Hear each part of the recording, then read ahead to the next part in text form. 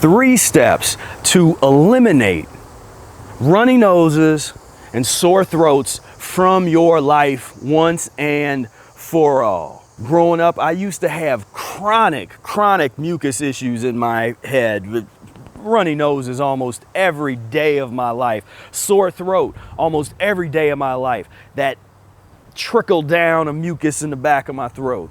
I experienced that almost every day of my life until I made some super important changes, fundamental changes that totally transformed my life. And in these 3 steps, I'm going to show you to do exactly what I did to remove this specter of runny nose and sore throat that burdened me for so long.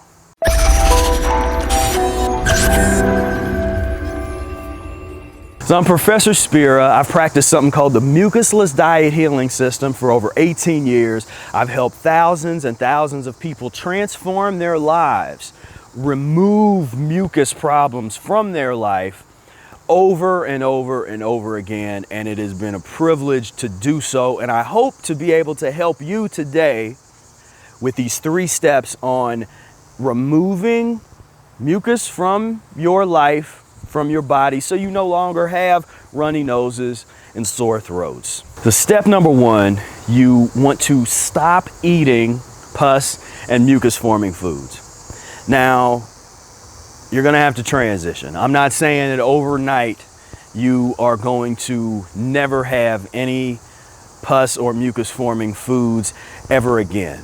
But first, let's establish what foods cause mucus. What are pus and mucus-forming foods? So the first one that most people say is dairy products.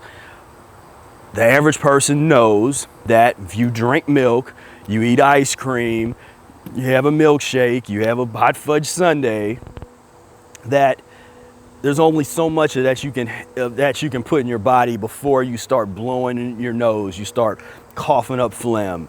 Your body has a mucosal reaction, reacts to this stuff that you're putting in your body. So you already know some of this. So you know milk, dairy products, the cheeses, all these kinds of things. If you want to remove the runny nose and the sore throat from your life, you're going to have to begin to remove the foods that cause it from your life. And dairy is a big one. Mucus-forming foods include meat and dairy. So you also want to learn how to transition away from meat, dairy, and other mucus-forming foods, grains and starches. Now, you don't get off of everything all at once. Not all mucus-forming foods are created equal. So at this point, it's very important for you to read the Mucusless Diet Healing System by Professor Arnold Ehret. This is the annotated edition, annotated by me. And in this book, you will learn everything that you need to know about transitioning off of mucus-forming foods so that you can do this first step. This first step is removing these foods from your body. I'm not asking you to do it through willpower. I'm not telling you to just, here's a list of foods, don't ever eat these again. That's not what we're talking about. This is about a sophisticated transitional system so that you can permanently transform your physiology so that you no longer crave these foods that are causing your runny nose and causing your sore throat. But you can't get there without first checking out the information. Links down in the description if you want to get yourself a copy of this book. Go down in the description. I also have a few free gifts for you. There's 5 free recipes to help you learn how to begin removing mucus from your body. If you don't have that yet, click that link, go on ahead, download those free, which is ultimately an introduction to the Mucusless diet. We also have menu planning, some recipes, a couple other things there for you. So that is the first step. Remove mucus-forming foods from your life, which is going to take some time. You have to understand, mucus-forming foods are addictive. some of the most addictive substances that come into contact with our body, so we are not going to be able to rid them over the night. But even decreasing the amount, the more that you remove this stuff from your life, the less your nose runs, the less that you have issues with the postnasal drip and the sore throats. Step number 2, you want to clean out your colon and intestines of uneliminated fecal matter, of worms, of decades-old feces stones, and other toxic materials. I know if you're not used to talking about this, it might be a little bit nasty, a little bit strange. If you don't think that you have worms inside you, that you don't have slime, uneliminated toxic waste that is in your gut, that's in your colon, that's in your intestines, if you don't think that you have this stuff inside you, then you don't know what is going on inside your body at all. This uneliminated waste fosters so much chaos in the body, so much filth. As Arnold Ehret says in the Mucusless Diet Healing System, all disease begins in the colon.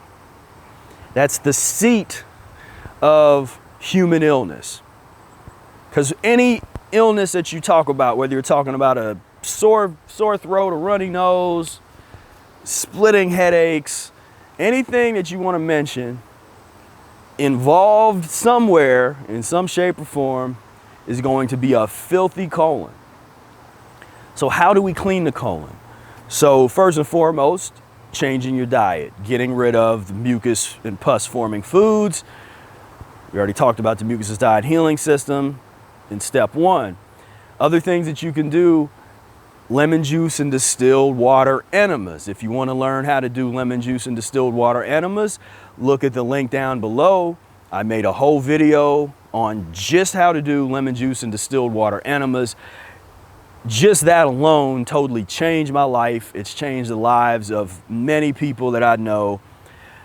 Irrigation of the colon, cleaning it out. How would you feel if you go to your bathroom and you never ever clean the toilet bowl, and it's just all this slimy residue? That's all. I know it's nasty, but that's the same slimy residue that's inside of you, that's in your colon. The cleaner you get your diet, the less residue is left behind, the less toilet paper you actually use. So think about that for a second. The cleaner your diet is, the less mucus-forming foods you eat, your eliminations, your bowel movements are actually cleaner. They are literally cleaner. They don't smell as bad. They don't leave behind as much slime. You don't have to sit there wiping a million times to clean your rear end. What's that telling you?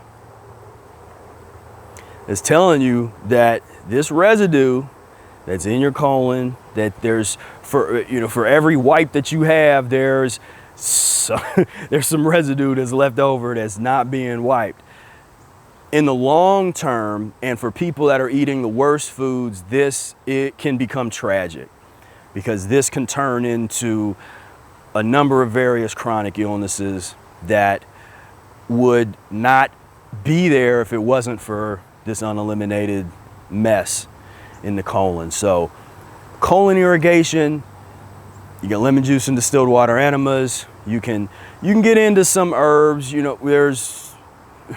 I'll probably have to make a video, it's just a separate video on just my thoughts on using bowel movers. I'm not a fan of harsh laxatives, but Arnold Ehret had an herbal formula for gently moving things through the bowels, but one doesn't replace the other. Enemas don't replace the herbal bowel movers. Herbal bowel movers don't replace enemas.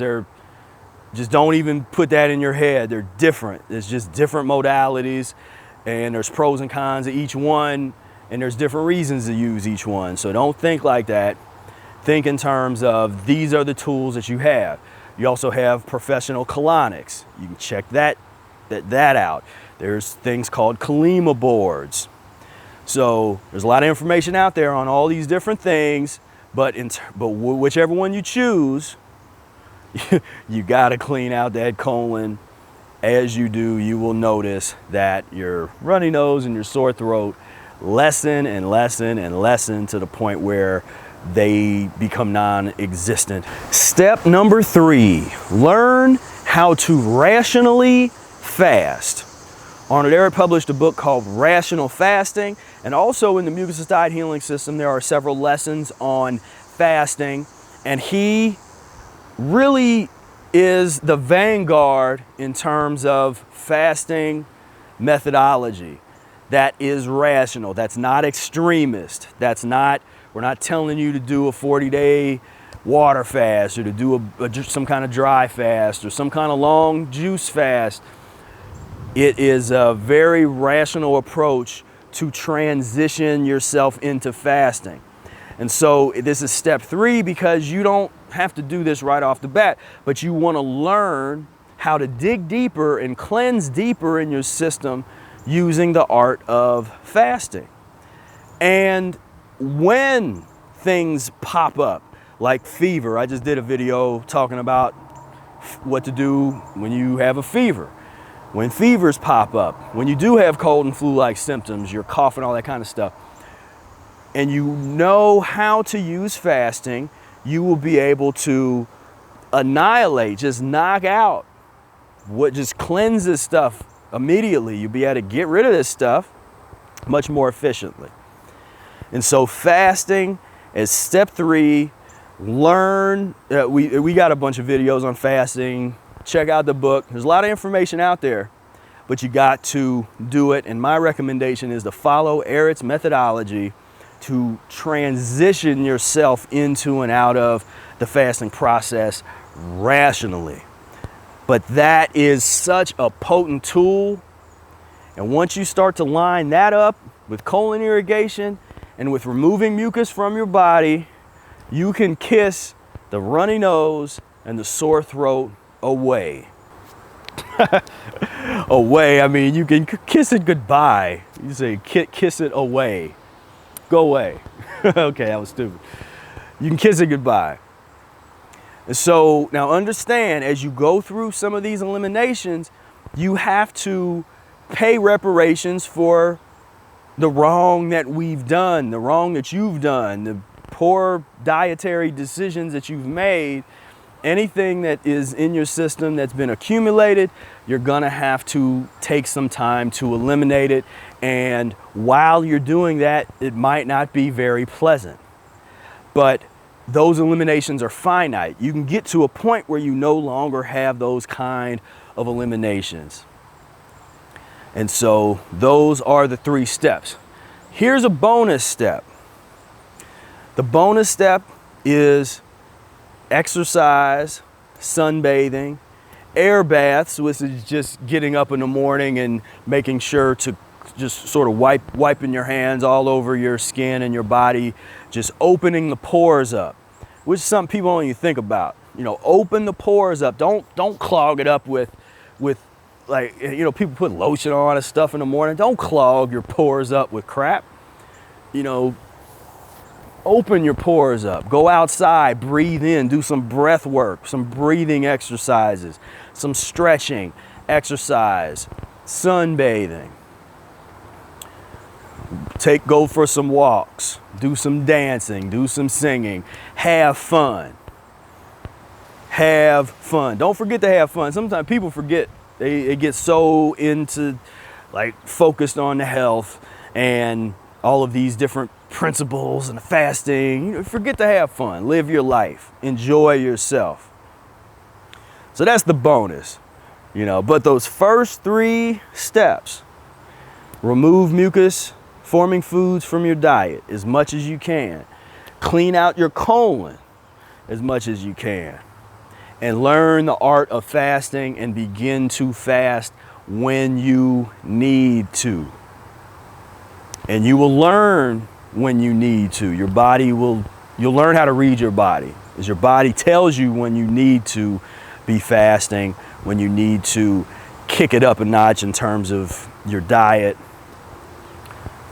So clean yourself out. Learn how to read your body. So one last time, go down below, please give us a like, share this video so that a lot more people can get exposed to this information. Click the link if you want to get the 5 free recipes to help you learn how to get mucus out of your life, out of your body. Get a copy of the Mucusless Diet Healing System book, or listen to it. You can go on to Spotify and listen to the audiobook version.